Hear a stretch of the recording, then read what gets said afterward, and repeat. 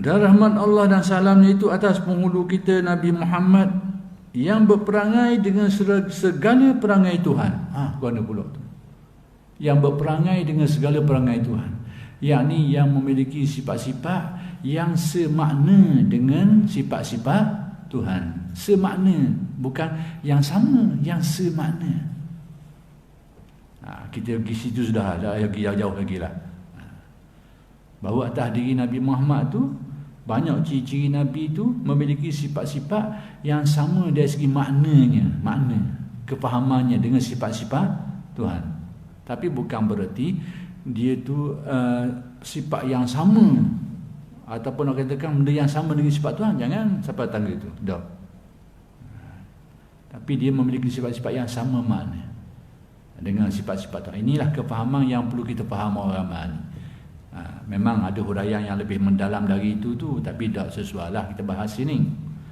Cuma kita untuk orang ramai ni faham bahawa Nabi Muhammad atas diri dia tu banyak sifat-sifat yang dari segi makna sifat tu sama dengan sifat-sifat yang ada pada Tuhan. Sebagai contoh, akhlak-akhlak Nabi tu. Kalau kita tengok pada Asmaul Husna tu, maka akhlak-akhlak Nabi ada pada diri Nabi tu, pada Al-Asmaul Husna tu. Perangai-perangai itu ada pada diri Nabi Muhammad sallallahu alaihi wasallam.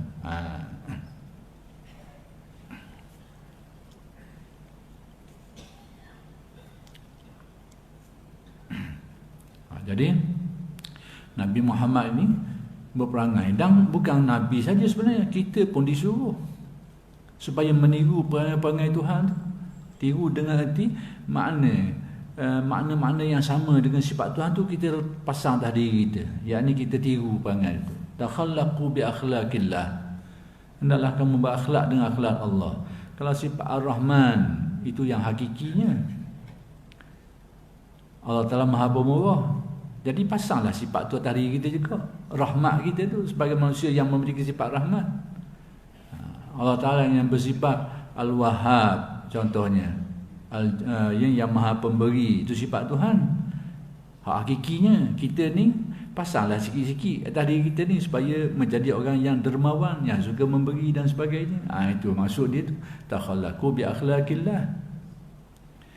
Jadi persoalan yang timbul berkait dengan perkara ni iaitu, dan benda ni sudah menjadi isu sejak dari dulu lagi lah. Senyap sekejap timbul semula, senyap sekejap timbul semula. Iaitu isu, tak apalah saya ulang balik. Saya rasa benda-benda macam ni kita kena ulang semua bila ada kesempatan. Sebab apa? Senyap tu baik mula lagi. Kecoh pula orang ramai, pening. Iaitu boleh tak kita nak mengaitkan sifat-sifat yang sama dengan Tuhan tu pada manusia. Sifat tu sifat Tuhan, tapi nak kaitkan diri dengan manusia tu boleh tak? Maka kenyataannya secara kesimpulan mudahnya boleh. Kok mana jadi boleh tu? Tapi dengan kefahaman yang betul lah. Kalau Allah Ta'ala bersifat dengan sifat tu secara hakiki, tapi kalau sifat tu ditempelkan kepada manusia, dia secara majazi. Dan harus, tidak salah, boleh. Dalilnya kat mana? Dalam Al-Quran. Isu ni sebenarnya timbul apabila berkait dengan salawat yang orang panggil salawat syifa tu.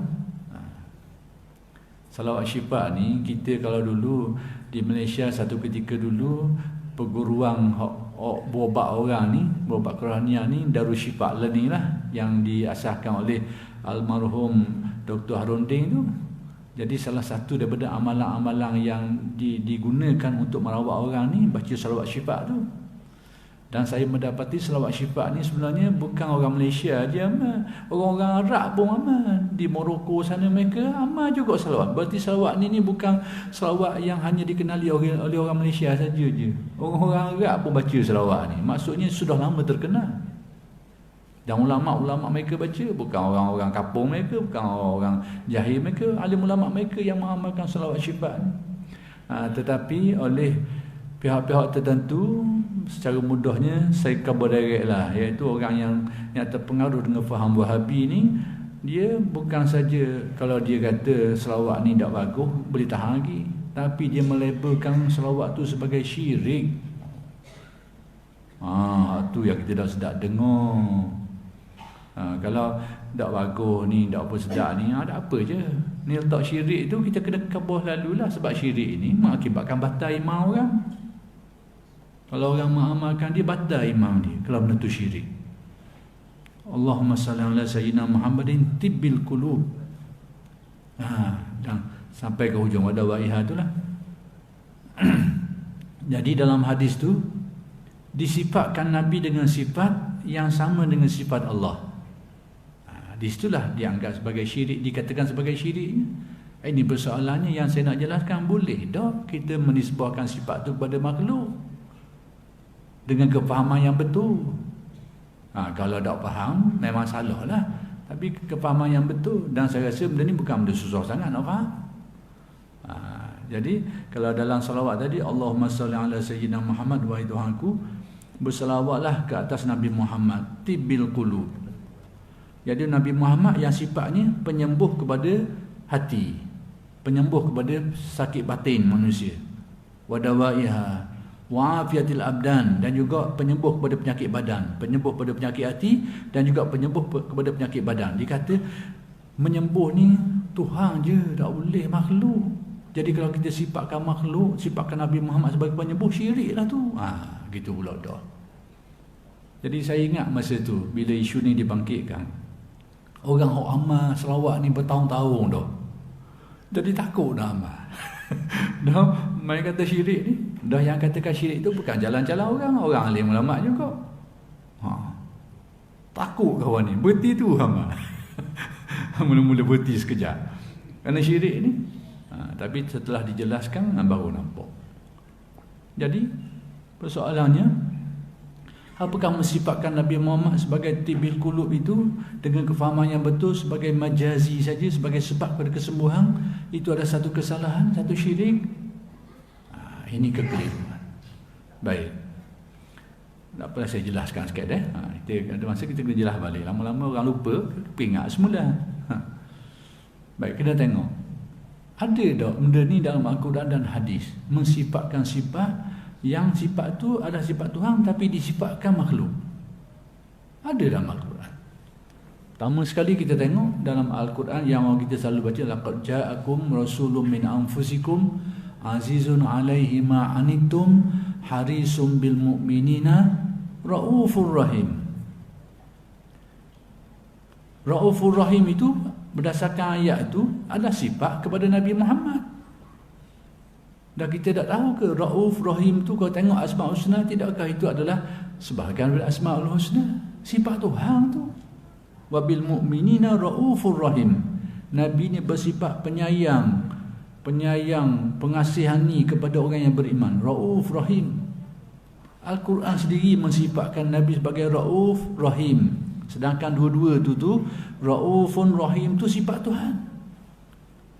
Berarti harus mensifatkan Nabi dengan sifat itu secara majazi. Kita fahamlah sebagai seorang manusia sifat Rauf Rahim ni macam mana.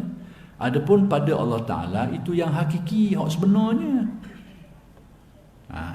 Kalau tak boleh, kalau kita kata benda tak boleh, berarti ayat ni sudah ada makna syirik. Kalau kita kata tak boleh. Satu. Lagi apa lagi? Tengok ayat lain. Ayat yang berkaitan dengan hidayah. Ada ayat menyebut innaka la tahdi man ahbabta. Engkau wahai Muhammad tidak dapat memberi hidayat kepada orang yang kau kasih. Tapi dalam ayat yang lain Allah Ta'ala sebut wa innaka la tahdi ila siratin mustaqim. Engkau wahai Muhammad dapat memberi hidayat ke jalan yang lurus. Jadi hak mana saya nak pakai? Dua-dua ayat Quran belaka. Ayat pertama mengatakan engkau wahai Muhammad dapat beri hidayat ke jalan yang lurus. Ayat yang kedua menafikan pula engkau tidak dapat memberi hidayat kepada engkau orang yang kau kasih. Jadi dah guana ni. Ayat Quran tu salah ke guana? Mustahil lah ayat Quran tu salah. Berarti kefahaman kita yang salah.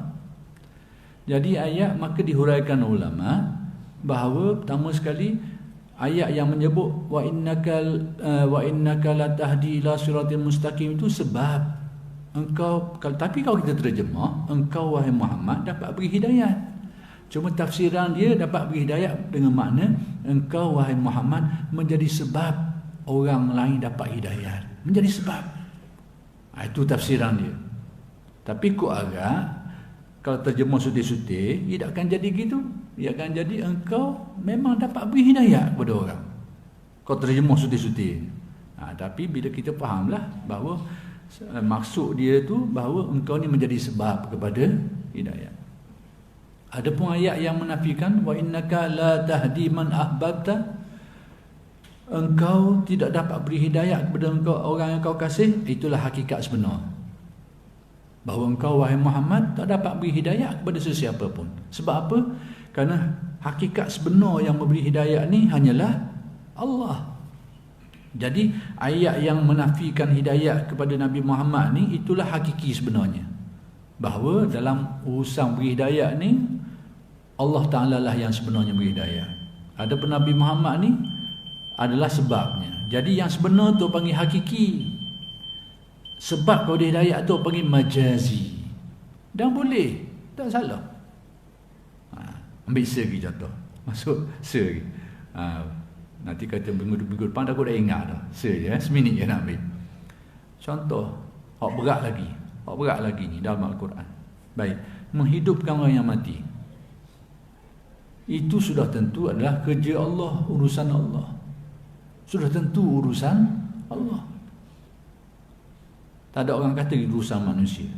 Tapi dalam Al-Quran menyebut, yakni kata-kata Nabi Isa. Tapi disebut dalam Al-Quran bahawa Nabi Isa secara direct menyatakan secara terang, aku menghidupkan orang mati. Aku yang menghidupkan orang mati. Tapi biiznillah lah, dengan izin.